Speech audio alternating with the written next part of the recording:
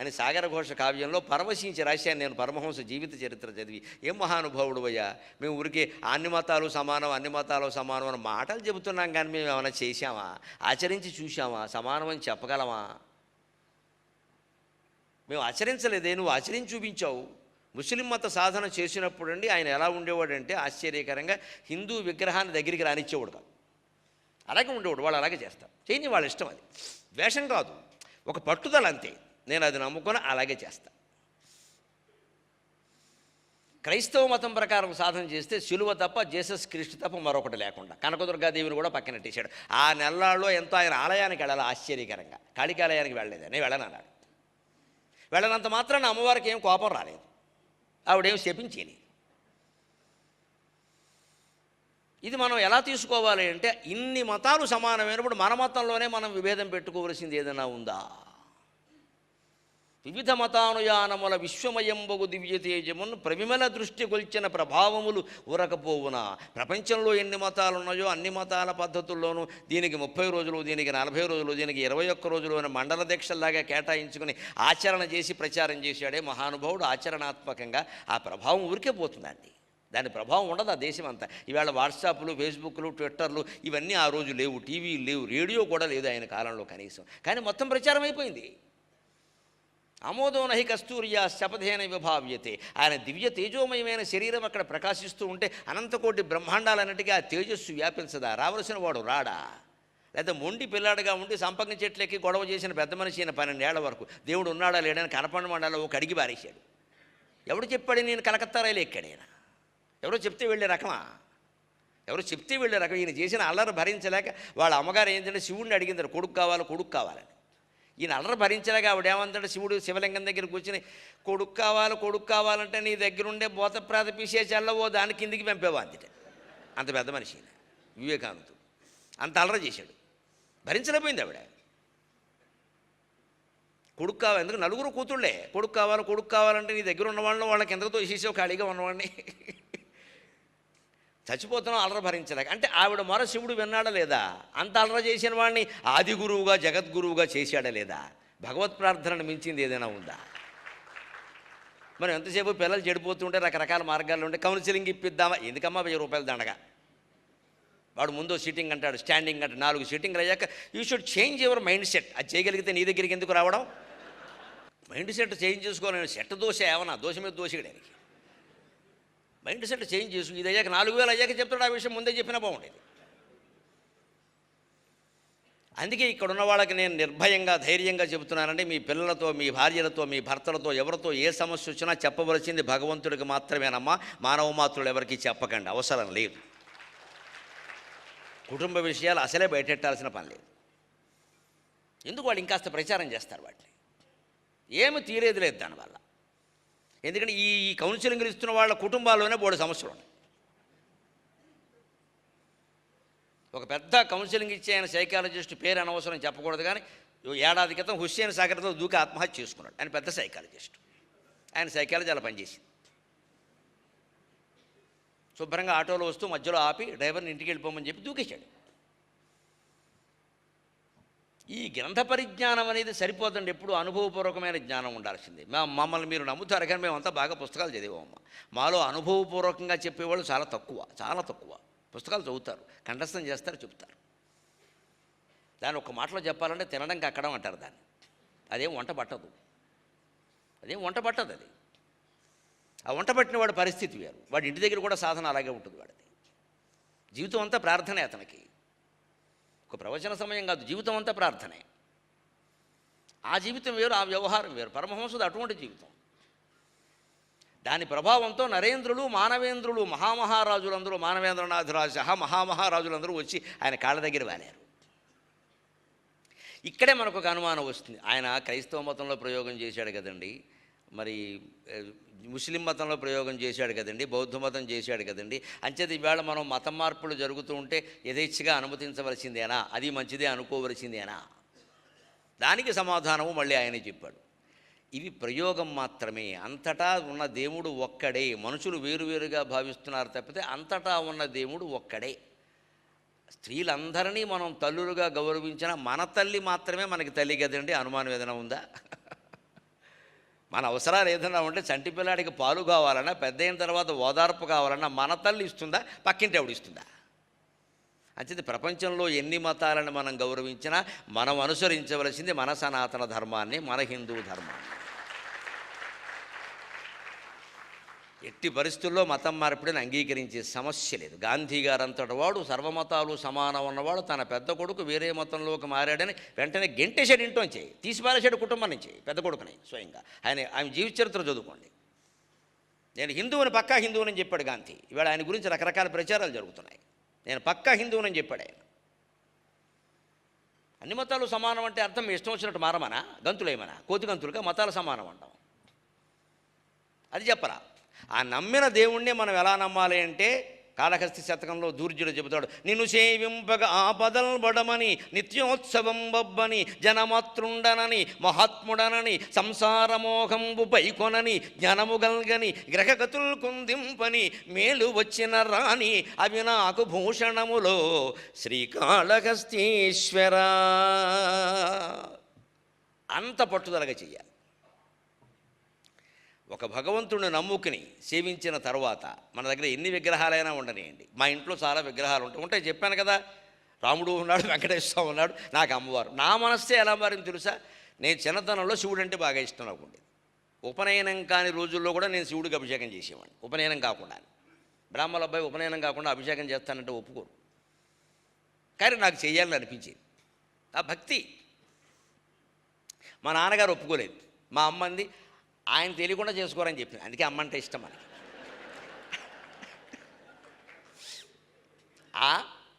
ఎందుకంటే అప్పటికేదో కారణాల వల్ల పాపం అనారోగ్యం వల్ల ఆయన దేవదర్శనలు అవి మానేశారు. ఆయన మానేశారు, నిన్ను చేయనివరు, ఎవరో చేయకపోతే చేసుకోండి. నాకు తల్లి జగద్గురు, నాకు అనవసరం ఉపనయనాలు అపనయనాలు వాడు చూసుకోవాలి. నేను చేయొద్దన్నానా, వాడు చేయకపోతే నేనేం చేయను. నేను తాడేపల్లిగూడెం కాలేజీలో చదువుకుంటూ అక్కడి నుంచి వస్తుంటే ఇటుక ఉంది. నాకు శివలింగం కావాలి. వెండిలింగానికి నాకు స్తోమత లేదు. మా నాన్నగారు వెండిలింగం ఎలా ఇస్తారు, పూజ వద్దని ఆయన. ఇనపలింగం పడితే రోజు తుప్పట్టిపోతుంది, అల్యూమినియాలు అవి పనికిరావు. నాకు లింగం కావాలి, నేను అభిషేకం చేసుకోవాలి. నేను తాడేపల్లిగూడెం నుంచి మా ఇంటికి బోడపాడు పెడుతూ మధ్యలో ఇటక ఉండేది, ఈ ఇటకలు కాలుస్తారు కదా, అక్కడికి వెళ్ళి శివలింగంలో ఒకటి కాల్చి నాకు ఇవ్వయ్యా అన్న. ఒక మట్టితో చేసిన శివలింగాన్ని కాల్చి ఇచ్చాడు. అప్పటి నుంచి నేను అభిషేకం చేశానండి. ఇప్పటికి నా ఇంట్లో అదే లింగం ఉందండి, ఆ మట్టి లింగం. ఇప్పటికి శివలింగం ఇంట్లో ఉండొచ్చా, మట్టి లింగం ఉండొచ్చా, పాదరసం లింగం ఉండొచ్చా, అది ఇటు ఉండాలా అటు ఉండాలా, నెత్తి మీద ఉండాలా, 100 శంకలు ఎట్టుకుంటాం మనం. మట్టితో చేసి కాల్చిన శివలింగం నా ఇంట్లో 50 ఏళ్ళుగా ఉందమ్మా. ఎటువంటి అశుభం జరగలేదు. నా జీవితంలో అన్ని శుభాలే జరిగాయి. ఎప్పుడైనా ఏదైనా కీడు జరిగితే అమ్మవారికి ప్రార్థన చేస్తే 24 గంటల మొత్తం స్టీరింగ్ తిప్పడమే, అనుమానం లేదు. ఇంకా 24 అవర్స్ ఓన్లీ, అంతకు మించి ఆవిడ టైం తీసుకోలేదు. 25వ గంట నా కంట కన్నీళ్లు రావడం నా కుటుంబ సభ్యులు ఎవరూ చూడలేదు. ఒక్కరోజే అంతే, 2వ రోజుకి మార్పే. భక్తి అటువంటిది. ఆ ధైర్యం నాకు ఉండబట్టే నేను మీకు చెబుతున్నాను. ఇవాళ ధైర్యంగా చెబుతామంటే ఎక్కడి నుంచి వస్తున్న అనుభవం లేదే, ఒట్టుమాటలు చెబుతామా? ఉంది నాకు ఆ ధైర్యం, నమ్మకం ఉంది. అయిపోతుంది అది. దాని గురించి అంత కంగారు పడక్కల. ఈ మట్టి లింగమా, పార్థివ లింగమా, ఇవి అనవసరపు శంకలండి ఇవన్నీ. నీకు ఓపుకున్నది పెట్టామా, ఎవరొద్దన్నారు? ఇది ఇంట్లో ఉండొచ్చా, రోజు పూజ చేయాలి, నీకు ఓపుకుంటే చేయమా, లేకపోతే ఓ దండం పెట్టు. ఒక్కరోజు చేయకపోతే ఇవాళ ఎందుకు చేయలేదు? నేను బడిలో హెడ్ మాస్టర్ కూడా ఏం చేయట్లేదు ఇవాళ పిల్లల్ని. బడికి రాకపోతే శివుడు కొట్టేస్తాడా? శివుడు హెడ్ మాస్టర్ కంటే అన్యాయమా? పైగా నువ్వు ఎందుకు చేయలేదు? ఏదో ఆరోగ్యం బాగోలేదు అంతే కదా, కావాలని నేను చేయకపోవడం కాదు కదా, కొంపలు అంటుకుపోతాయా? ఇదే శంక. 20 రోజులు వరుసగా చేయండి, 40 రోజులు ఎందుకు చెబుతారమ్మా? క్రమశిక్షణ కోసం చెబుతారు. క్రమశిక్షణ కోసం చెబుతారు, క్రమశిక్షణ కోసమే. దాన్ని కావాలని మానేయద్దు, దాన్ని లూజుగా తీసుకోవద్దండి, వదులుగా తీసుకోవద్దు. వ్యవస్థను చేయాల్సిందే. కానీ మనకేదో ఇబ్బంది వచ్చింది వ్యక్తిగతంగా, ఓ రోజు చేయలేకపోయాం, కొంపలేం అంటుకుపోతాయి. వదిలే ఆ విషయాన్ని. అక్కడికి వెళ్ళి అమ్మ చేయలేకపోయినా క్షమాపణ చెప్పి వదిలే ఆ విషయం. ఇంకా మనసులో పెట్టుకోకు. మళ్ళీ దానికి ప్రాయశ్చిత్తం అనడం, ఇంకో 100 సార్లు ప్రదక్షిణ చేయడం, నీరసం వచ్చి పడిపోవడం, మళ్ళీ ఇంజక్షన్ ఎక్కడ, ఏంటి భాగవతం? దేవుడి మీద మనకు నమ్మకం లేదు. దేవుడు దయామయుడు, దేవుడు ఎప్పుడు కక్ష కట్టాడు. అందులో అమ్మవారు అసలు ఇచ్చేది ఆవిడ స్త్రీ అండి. స్త్రీ అంటేనే లాలిత్యం, స్త్రీ అంటేనే దయ, స్త్రీ అంటేనే సౌకుమార్యం. స్త్రీ రూపంలో ఉన్న దేవత విషయంలో కూడా మనకు నమ్మకం కదా. అట్లా అమ్మవారు కష్టకడుతుంది. కష్టకడితే అమ్మవారు ఎలా అవుతుందమ్మా? ఆడదే కాదు, అమ్మవారు ఎలా అవుతుంది? దయామయి కదా స్త్రీ అంటే. పురుషుడికి లేని దయాగుణం స్త్రీకి ఉంటుందనే కదా భగవంతుడు ప్రకృతి స్వరూపంగా స్త్రీని సృష్టించాడు. స్త్రీ దేవతకు కూడా మనం భయపడుతున్నాం. ఎక్కడ హాయిగా వెళ్ళి ఒళ్ళో కూర్చోవలసింది పోయి చనువుగా అమ్మ అన్న మాటతోనే అన్ని సమస్త పాపాలు పోతాయి. చనువు వచ్చేస్తున్న వెంటనే ఎవరినైనా అమ్మ అన్నా సరే మన హృదయం కరుగుతుంది, వారి హృదయం కరుగుతుందండి. అమ్మవారిని అమ్మ అనగలిగితే హృదయం కరగకుండా ఉంటుందా? మనకి నమ్మకం లేదు. కానీ ఆ భక్తిమయ ప్రపంచంలో మనం జీవిస్తే మన పూజా మందిరం నుంచి మనం బయటికి రావాల్సిన అవసరం లేదండి. అసలు రావాలని అనిపించదు. అప్పుడే అయిపోతుంది ఏమిటి, అప్పుడే అయిపోతుంది, ఇంకేదైనా చదివితే బాగుండు, ఇంకా సేపు కూర్చుంటే బాగుండు, బయటికి వెడితే ఉంది, సోదే కదా ఎంతసేపు, ఇక్కడే బాగుంది కదా అనిపించాలి. అలా అనిపిస్తే నీ పూజ సార్థకమైనట్టు, నువ్వు జీవన్ముక్తుడివి, నీకు మోక్షం అక్కల, నువ్వు జీవన్ముక్తుడివి. ఇక నీ సమస్యలన్నీ ఊరికే దూది పింజల్లో ఎగిరిపోతూ ఉంటాయి. ఆ ధ్యానం ఎలా చేయాలి? ఆంతరదృష్టి కలిగిన మహత్తర సత్యముగా అనవచ్చుచో, ఆంతరదృష్టిగా వలె మహత్తర సత్యముగంచనించుచో, సంతలభింపదయ్యది విచారణ చేసి తపించిపోవగా కొంత లభింపవచ్చు, విచారణ చేసి తపించిపోవగా కొంత లభింపవచ్చు. అది కూడా మదిన్ నిలదొక్కుకోవలెన్, అది కూడా మదిన్ నిలదొక్కుకోవలెన్. అంతటి రామకృష్ణుడు మహత్తర సాధన చేసినందుకే. అంతటి వాడు అమ్మవారిని ఏ రోజు కావాలంటే ఆ రోజు ప్రత్యక్షం చేసుకోవలసిన మహానుభావుడు కదా, ప్రతిరోజు సాధన చేశాడు. అది మనం చెయ్యాలి, దాన్ని సాధనగా భావించాలి, దానికి భయపడిపోకూడదు. పొద్దున్న పూజ దగ్గర కూర్చుంటామంటే అమ్మయ్య ఇంకొంచెం 10 నిమిషాల ముందు కూర్చుంటే బాగుండు, ఏమిటో ఈ టీవీ చూడడం వల్ల కూర్చోలేకపోతున్నావు, లేకపోతే ఎవరితోనో మాట్లాడడం వల్ల ఈవేళ చేయలేకపోయి, ఈ బాధ మనస్సులో అనిపించాలి. అప్పుడు నువ్వు భక్తుడు కింద లెక్క. ఏ వంక పెట్టి ఎగ్గొట్టేద్దామని చూడకూడదు. మా నాన్నగారు పోయారండి, పూజ ఎగ్గొట్టాయి, పూజ ఎగ్గొట్టేస్తావు. ఆస్తులు పంచుకోవడం ఎగ్గొట్టావా? తద్దినానికి గారెలు తినడం ఎగ్గొట్టావా? అన్నం పరమాన్నం ఎగ్గొట్టావా? పూజ ఎగ్గొట్టేస్తావు. కానీ ఈ ఎగ్గొట్టడం మామూలుగా 10 రోజులు ఎవరైనా చెబుతారమ్మా మైల ఉంటుంది. 10 రోజులు మించి బ్రాహ్మణులకు మించి ఎవరికి ఆచారాలు ఏమీ ఎక్కువ ఉండవు కదండి, వాళ్ళకేగా ఎక్కువ ఉండేది. బ్రాహ్మణ కులంలో పుట్టిన వ్యక్తిగా చెబుతున్నా. 10 రోజులు, 12వ రోజు ఆశీర్వచనం అండి. 12వ రోజు మైల కాదు, ఆశీర్వచనం. 11వ రోజు సపిండీకరణం అంటారు. అది నిజానికి 10 రోజుల మైలలోది కాదు, అది వేరే ప్రక్రియ. అంతవరకు ముత్తాత వరకు పెడతాడు ఈయన. ఇప్పుడు పోయిన తండ్రికి పెట్టాలంటే 3 పిండాలే పెట్టాలి. 36 పిండాలు పెడితే వీడికి పెట్టడం అవుతుంది. ఇక్కడ పెట్టేవాడు ఎప్పుడు 3 పెట్టాలి. అందుకని తండ్రి, తాత, ముత్తాత పెడతారు. ఇప్పుడు ఏమైంది? తన తండ్రి పెట్టేవాడే పోయాడు. ఇప్పుడు ఈయన కొడుకు పెట్టాలి, పెద్ద కొడుకు. మరి ఈయన అందులో పెట్టినప్పుడు 4 పిండాలు పెడితే తర్వాత ఈ పెద్ద కొడుకు పోయాక 40 పిండాలు పెట్టాలి. అక్కడ ఇక రూమ్ అంతా పిండాలే ఉంటాయి. అందుకని మన వాళ్ళు శాస్త్రంతో పాటు సౌకర్యం కూడా ఆలోచించి ఈ 4వ పిండం ఎప్పుడైతే వచ్చిందో 4 పెట్టించి ఆ ముందుందే మొదటిది ముత్తాత గారి సంబంధించి ఆదిత్య రూపం, రుద్ర రూపం, ముందు వసు రూపం, తర్వాత రుద్ర రూపం, తర్వాత ఆదిత్య రూపం, వసురుద్రాదిత్య రూపం అంటారు. ఆ ఆదిత్య రూపంలో ఉన్నటువంటి పిండాన్ని నిజంగానే ఆదిత్యుల్లో కలిపేస్తారు. నాయన ఇంకా నాకు ఓపిక లేదు, నువ్వు సెలవు తీసుకో, నువ్వు జన్మ ఎత్తినా మంచి. నిజానికి వేరే జన్మ ఎత్తితే మనం పెట్టక్కల, కానీ వేరే జన్మ ఎత్తారనే విషయం మనకి తెలియదు కదా, అందుకని పెట్టాలి. ఎంతవరకు పెట్టాలి? దానికి సౌకర్యం చెప్పారు. పెద్ద కొడుకు బతుకున్నంతకాలం పెట్టాలి, అంతే. ఇంక దానికి లెక్క. నీ పెట్టేవాడు బతుకున్నంతకాలం పెట్టాలి. వారు వేరే జన్మ ఎత్తచ్చు, ఎత్తకపోవచ్చు, స్వర్గంలో ఉండొచ్చు, నరకంలో ఉండొచ్చు, మనకి తెలియదేమని. తెలియదని మానేయకూడదు. బెనిఫిట్ ఆఫ్ డౌట్ అంటారు దీని న్యాయశాస్త్రంలో. Benefit of doubt. ఆ డౌట్ వల్ల ఎప్పుడు అవతల వాడికి మేలు జరగాలి.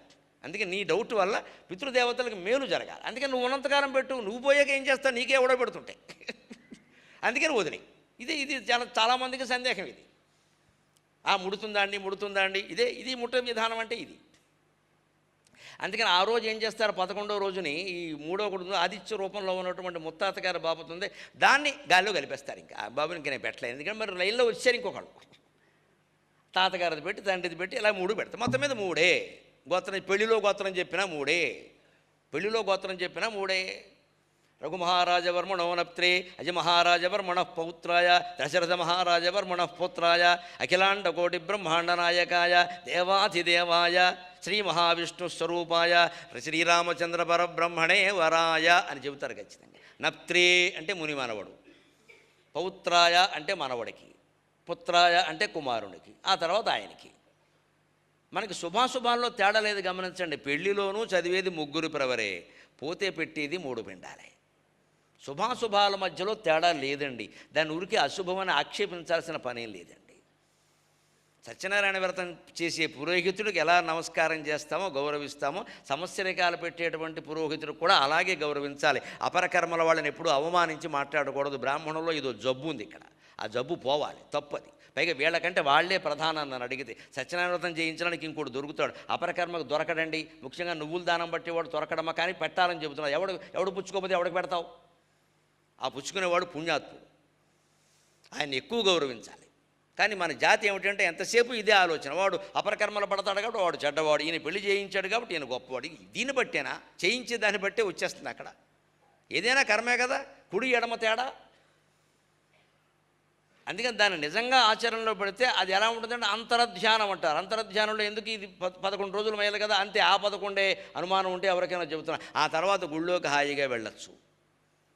11 రోజులే లెక్క, 12 రోజు ఆశీర్వచనం అయిపోయింది, గుళ్ళోకి వెళ్ళొచ్చు హాయిగా. సంవత్సరికాల వరకు మొత్తం వెళ్ళడం మానేయడం, పూజ చేయించచ్చా, అడుగు ఎట్టచ్చా, ఎందుకంటే మొత్తం ఎగ్గొట్టేసే వ్యవహారం ఇది. ఇంకా విచిత్రం, కొంతమందికి శంక, ఈ సంవత్సరం కాలంలో పెళ్లి చేసిన సంవత్సరంలో మన బంధువులు ఎవరో పోతారండి, వెళ్ళి శవం మొయ్యొద్దండి, అక్కడ కర్మలో పాల్గొనొద్దండి, పాల్గొనరండి. మొన్న మా అమ్మాయి పెళ్లి చేసి, అమ్మాయి పెళ్లి చేస్తే ఏమైంది, ఈ అశుభం దానికి ఎలా వస్తుందంటే అర్థం లేనమాట.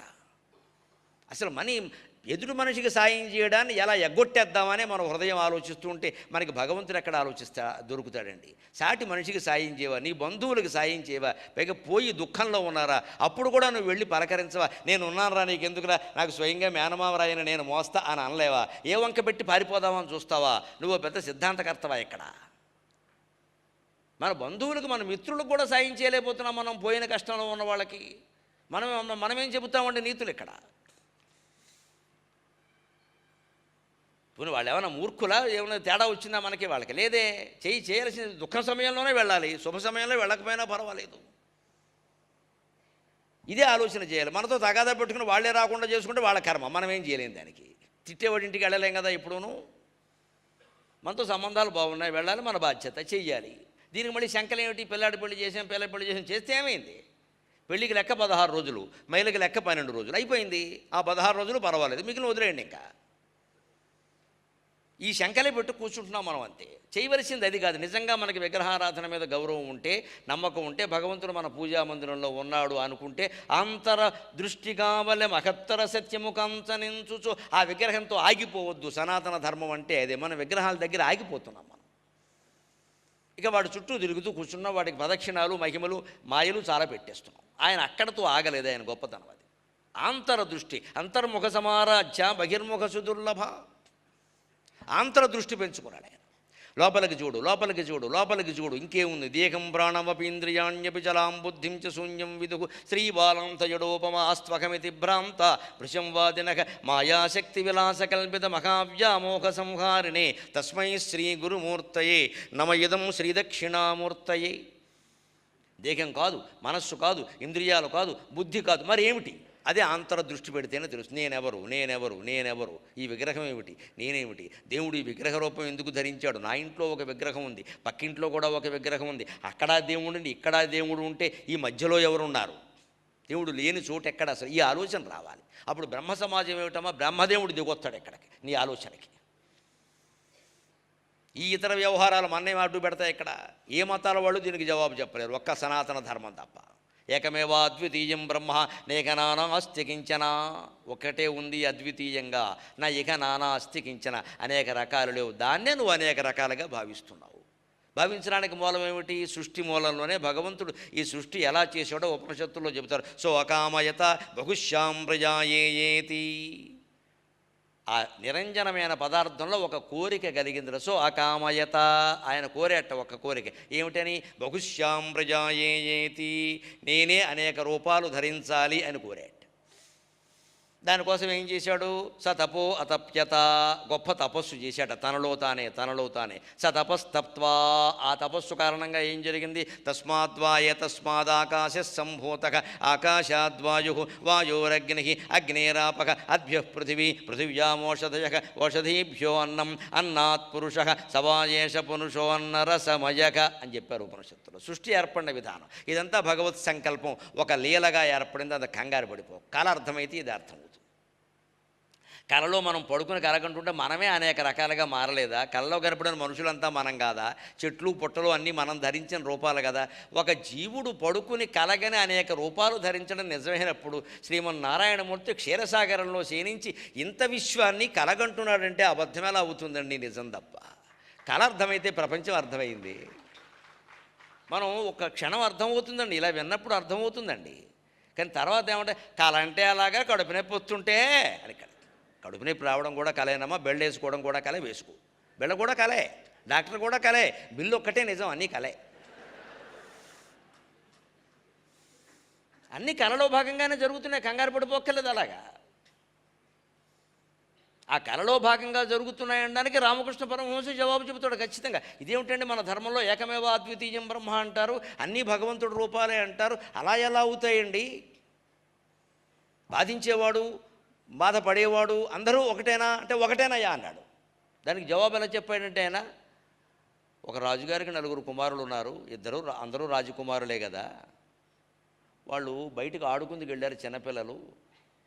అందులో సరదాగా ఆడుకుందాం అనుకున్నారు. ఒకరు రాజు వేషం వేశాడు, ఒకడు మంత్రి వేషం వేశాడు, ఒకడు వందిమాగదులుగా వేసి మూడు రాయి రగండ చండ ప్రచండ ఎండిపోయిన బెండ అనేదో కీర్తిస్తున్నాడు వాడు. ఒకడు ఆవేశం వేశాడు, ఒకడేమో బల్లెం పట్టుకున్నప్పుడు మహారాజా మంత్రులు గారు వచ్చారు లోపలికి రమ్మంటారా అంటాడు. అందరూ రాజకుమారులే. ఒకడు రాజు వేషం, ఒకడు మంత్రి వేషం, ఒకడు వందిమాగతుల వేషం, ఒకడేమో కాపలాదారు వేషం. ఈ ఆట అంతా అయిపోగానే మహారాజు గారు అయ్యాక అందరు కాసేపు అయిపోయాక వాళ్ళ అమ్మగారు ఎవరో వస్తారు కదా, బాబు భోజనాలకి రండి అనగానే మొత్తం అంతా వెళ్ళిపోయారు. ఇప్పుడు ఇందులో రాజు ఎవరు, మంత్రి ఎవరు, వందిమాగతులు ఎవరు, వాచ్మెన్ ఎవరు? ఇవన్నీ ఆయన ఒకే రాజకుమారులు ధరించిన వేషాలు కాదు. వాళ్ళు నిజ వేషాల్లోకి వెళ్ళగానే అందరూ రాజకుమారులే కదా. కానీ వేషం ధరించినప్పుడు ఆయన వాచ్మెన్, ఈయన వందిమాగధుడు, ఆయన మంత్రి, ఆయన రాజు, అంతే కదా. అదే రకంగా భగవంతుడు ఇక్కడ వక్త వేషాన్ని ధరించాడు, శ్రోత వేషాన్ని ధరించాడు, సమస్త విశ్వాన్ని ఆయనే నడిపిస్తున్నాడు. ఈ భావనను మనం దృఢం చేసుకుంటే ఎదురుగా మాట్లాడుతున్న భార్య కూడా భగవంతుడే, భర్త కూడా భగవంతుడే, బిడ్డ కూడా భగవంతుడే, పని మనిషి కూడా భగవంతుడే, వాచ్మెన్ కూడా భగవంతుడే, అప్పు తీసుకున్నవాడు భగవంతుడే, అప్పు ఎగ్గొట్టినవాడు భగవంతుడే. అంటే నిశ్చింతగా ఉంటాం. కానీ ఏం చేయాలో అది చెయ్యాలి. పని మనిషి కూడా భగవంతుడే అంటే పని మనిషి రాగానే మంగళహారతి అని దానికి నువ్వు హారతి పెట్టావనుకో రేపటి నుంచి రాదది. దానికి హారతి పట్టమని నీకు చెప్పలేదు. పని మనిషిలాగే చూడు, బాధ పెట్టకుండా ఉంటే చాలు. దాని కష్టం కూడా అర్థం చేసుకోగలిగితే చాలు. వాళ్ళు ఎప్పుడు కాస్త కష్టపడతారు, 10 రూపాయలు ఆశిస్తారు, ఏదో చీరో బహుమతో ఇచ్చి పారేయడమే చాలు. ఆ మాత్రం చాలు. ఎందుకంటే దాన్ని దేవుడిగా చూడాల్సిన పని నేను ఎత్తిపెక్కించుకుంటే కష్టం. అక్కడ భర్త అయినా భార్య అయినా అంత అందరూ భగవత్ రూపమే. కానీ ఎవరు ఉండవలసిన స్థానంలో వారే ఉండాలండి. ఎవరు కల్పించుకున్నది అంటే వారే కల్పించుకోవాలి. భార్య అనవసరంగా 2 మగాళ్ళు అక్కడ మాట్లాడుకుంటే ఇప్పుడు వచ్చి వేలెట్టింది లోపలికి వెళ్ళి చెప్పాల్సిందే భర్త. ఇవాళ ధైర్యం ఉన్న భర్తలు ఉంటే నమస్కారం. 2 సార్లు చెప్పి చూడండి, 3వసారి వాళ్ళే లొంగుతారు. ఏం మొహమాటం లేదు ఇక్కడ, చెప్పాలి అంతే. అనవసరమైన విషయాల్లో భార్యలు వేలెట్టద్దమ్మా. అన్నదమ్ములు ఆస్తి పంచుకుంటారు, భార్య లేకుండా ఉంటే సుఖంగా జరుగుతుంది ఆ పంపకం. అసలు ఉండకూడదు, అక్కడ ఉండనీయకూడదు. నువ్వు వెళ్ళిపోని చెప్పాలి. ఈవిడ సలహాలు ఇవ్వద్దండి ఇక్కడ. ఎందుకంటే అన్నదమ్ముల మధ్య ఉండే అనుబంధం ఆ తల్లిదండ్రులకు తెలుస్తుంది, కానీ తోడికోడళ్ళకి ఎలా తెలుస్తుందమ్మా? మీరే ఆలోచించండి దయచేసి. తోడికోడళ్ళకి ఎలా? మీరు ఒక తల్లి బిడ్డలు కాదు, వాళ్ళు ఒక తల్లి బిడ్డలు, వాళ్ళు ఆస్తులు పంచుకుంటారు. తమ్ముడు బాధ ఏమిటో, అన్నగారు బాధ ఏమిటో వాళ్ళకి తెలుసు, భార్యలకు ఎలా తెలుస్తుందండి? నా తమ్ముడు పేదవాడు, నేను దుకాణం పెట్టా, వాడు దుకాణం పెట్టా, నా తమ్ముడు దెబ్బతిన్నాడు, వాడికి ఆడపిల్లలు ఉన్నారు, పెళ్లి చేయాలని నా తమ్ముడికి నేను ఎకరం ఎక్కువ ఇచ్చుకుంటా, నా భార్యకి ఇష్టం ఉంటుందంటే ఎవరు చెబుతారండి ఆ విషయం? ఆవిడ తప్పడానికి వీలేదండి. మనకి పిల్లలు లేరా అంటుంది, ఆవిడ బాధ ఆవిడది. కానీ పక్కనున్న మనిషి ఎలా ఆలోచిస్తున్నారు? వాడికి ఉన్నారు, నాకు ఉన్నారు, నా వ్యాపారం బాగుంది, వాడి వ్యాపారం బాగులేదు అంటే వినే భార్యలు ఉంటారు, వినని భార్యలు ఉంటారండి. దానికేం చెబుతాం? అంటే వ్యవహారం సక్రమంగా నడవాలంటే ఎవరి మాట ఎవరు వినాలో పరిస్థితులు నిర్ణయిస్తామా, ధర్మశాస్త్రాలు నిర్ణయించవు. అన్ని చోట్ల భర్త మాట వినాలని కాదు, అన్ని చోట్ల భార్య మాట వినాలని కాదు, సందర్భం నిర్ణయిస్తుంది. ఎప్పుడు పరిస్థితులు నిర్ణయిస్తే సమస్త ధర్మాలని పరిస్థితులు నిర్ణయిస్తాయి. ఆరోగ్యంగా ఉంటే ధర్మం వేరు, అనారోగ్యంతో ఉంటే ధర్మం వేరు. డబ్బులు ఉంటే ధర్మం వేరు, లేకపోతే ధర్మం వేరు.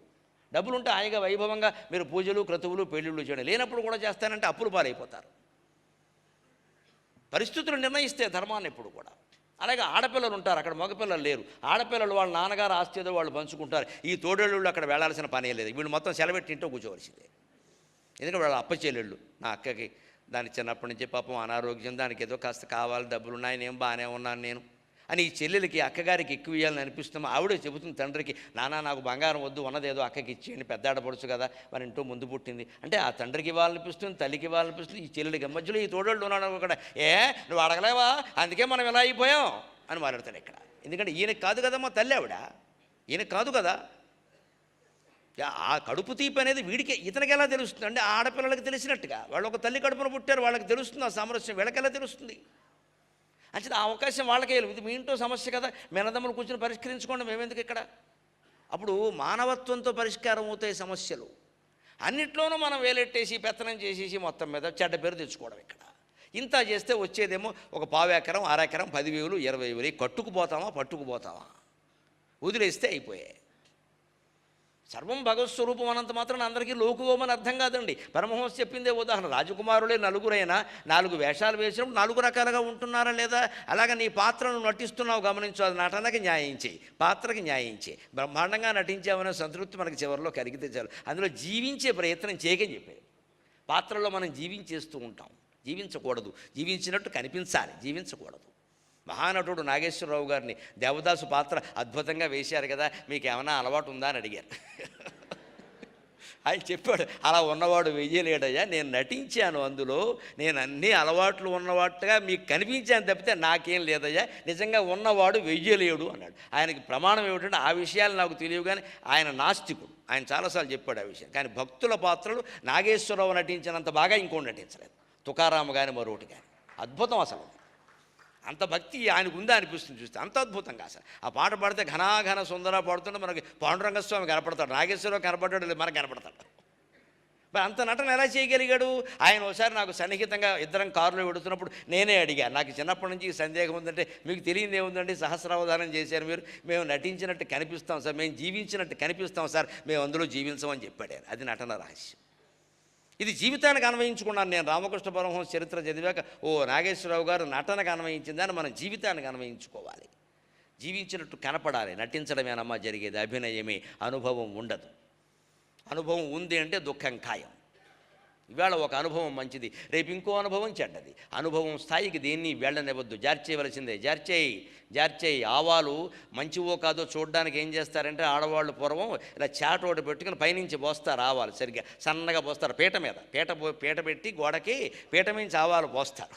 అందులో ఒక రకం ఆవాలు కింద ఉంటే మిగిలిన పక్కకు పోతే దాన్ని బట్టి ఏలేస్తారు. అలాగే ఆవాలు పోసి దాన్ని జల్లించేసి మంచి చెడ్డ వేరు చేసినట్టే వచ్చిన ఆలోచన ప్రతిదాన్ని జార్చి బారేయాలి, ఉండనివ్వద్దు. అన్నీ ఆవాల పీటే, జారిపోని. అనుభవం స్థాయికి ఏది వెళ్ళొద్దు, ఉరికే ఆలోచనంతే పోయింది. అది అనుభవానికి చేరింది అంటే దుఃఖం అయిపోతుంది, కళ అయిపోతుంది, పీడకల అయిపోతుంది. ఈ అనుభవాలు జ్ఞాపకాలు అని పుస్తకాలు రాయడం మరింత పనికి మాలిన పని. మళ్ళీ దీనికి ఒక పుస్తకం ఒకటి ఎదురువాడిని కూడా బాధ పెట్టారు ఇక్కడ. అనుభవాలు జ్ఞాపకాలు ఇవి ఎంత మర్చిపోతే అంత మంచిది. ఎప్పటికప్పుడే తాజా జీవితం అక్కడ. అందుకే ఆ ప్రయోగాల ద్వారా ఆయన చేసింది అదే. ఖచ్చితంగా అలా ధ్యానం చేయండి. ఖచ్చితంగా ఆంతర దృష్టి కావాలి. సంతలో దొరికే విషయం కాదు అది. విచారణ చేయగా నేనెవరు, దేహం నేను కాదు తెలుస్తోంది. ఎందుకంటే దేహం పోయినా దేహం నేనే అయి ఉంటేనండి, దేహం ఇక్కడే ఉంది. కలగంటున్నప్పుడు మనం ఎక్కడో ఉన్నాం ఆలోచించండి, దేహం మనం కాదు, దేహం ఇక్కడే ఉంది. కలగంటున్నప్పుడు మనం ఎక్కడున్నాం, వేరే దేహంలో ఉన్నామా లేదా? ప్రత్యక్ష సత్యం ప్రతిరోజు చూస్తున్నాం. మరి వేరే దేహంలో మనం ఉన్నామంటే ఈ దేహం మనం కాదు. అలాగని కావడానికి లేదు. ఎందుకంటే మనం వేరే దేహంలో ఉన్నా ఈ వెదకళేబరం ఉంది 6x6, ఇది ఊపిరి పీలుస్తోంది. ఎక్కడి నుంచి వచ్చింది? మనం కలగంటున్నా సరే, అమెరికాలో ఆస్ట్రేలియాలో వెళ్ళి వీరవిహారం చేస్తున్నా సరే, ఈ కళేబరాన్ని ఊపిరి తీయించి మనం తిరిగి ఇందులో ప్రవేశించే అవకాశం కల్పించిన అమ్మవారికి శతకోటి కృతజ్ఞతలు చెప్పొద్దండి. ప్రతిరోజు అనుభవం ఇది. మనం ఎన్ని కళలు కానీ ఎక్కడున్నా సరే మళ్ళీ ఏమిటో అని వచ్చేస్తున్నామే. అంతవరకు ఎవరు కాపాడారండి ఈ దేహాన్ని? ఎవరు ఊపిరి తీశారండి ఇక్కడ? భగవంతుడు కదా ఊపిరి. ప్రాణాపాన వ్యానోదాన సమానామే శుజ్యంతాం జ్యోతిరకం విరజ విపాప్మా భూయాసుగ్గు స్వాహ అని వేదంలో యజ్ఞం చేస్తుంటే చెబుతారే. ప్రాణాపాన వ్యానోదాన సమానాలుగా ఉన్నది భగవంతుడు కదా. జ్యోతిరకం విరజ విపాప్మా భూయాసుగ్గు స్వాహ త్వక్చక్షుశ్రోత్ర జిహ్వాఘ్రాణామే శుద్ధ్యంతాం జ్యోతిరకం విరజా విపాప్మా భూయాసుగ్గు స్వాహ పృథివ్యప్తేజో వాయురాకాశామే శుద్ధ్యంతాం జ్యోతిరకం విరజా విపాప్మా భూయాసుగ్గు స్వాహ శబ్దస్పర్శ రూపరసగంధామే శుద్ధ్యంతాం జ్యోతిరకం విరజా విపాప్మా భూయాసుగ్గు స్వాహ. యజ్ఞంలో ఉండే మంత్రాలండి ఉపనిషత్తుల్లో చెబుతారు. పంచప్రాణాలు ఒకే స్వరూపం, పంచభూతాలు ఒకే స్వరూపం, పంచతన్మాత్రలు ఒకే స్వరూపం. ఏకమేవా అద్వితీయం బ్రహ్మ. రాజకుమారులు నలుగురు ఆడుకుంటూ 4 రకాల పాత్రలు ధరించి సరదాగా ఆడుకున్న తర్వాత మళ్ళీ రాజుగారు పిలుస్తున్నారని వెళ్ళిపోయినట్టే భగవంతుడు అనేక రకాల పాత్రలు ధరించి ఆడుకుంటున్నాడు. మన పాత్రకు మనం న్యాయం చేస్తే చాలు. సూత్రధారి ఆయన, మనం పాత్రధారులం మాత్రమే. అది గుర్తుంచుకుంటే పాత్రకు న్యాయం చేసి వెళ్ళిపోతాం. పైగా నటించే నటుడిని ఎప్పుడైనా గమనించండి. వేదిక మీద ఉన్నప్పుడు ఆనందంగా నటిస్తాడు. ఎప్పుడు దిగిపోదామా, నలుగురు నా దగ్గరికి వచ్చి వండర్ఫుల్ అంటారా అనుకుంటాడు ఖచ్చితంగా. ఎంత బాగా నటించిన వాడైనా వేదిక మీద కాపురం పెట్టాడు. మీసాలు తిప్పేసిన వాడు దుర్యోధనుడైనా, శ్రీకృష్ణుడు బ్రహ్మాండంగా వేణుగానం చేసినా పాటలు పాడినా ఏమనుకుంటాడు, అయిపోవాలి ఎంతసేపు ఇక్కడ దిగితే నలుగురు దగ్గరికి రావాలి, అద్భుతం అండి అదిరిపోయింది అనాలి, అంతేనా?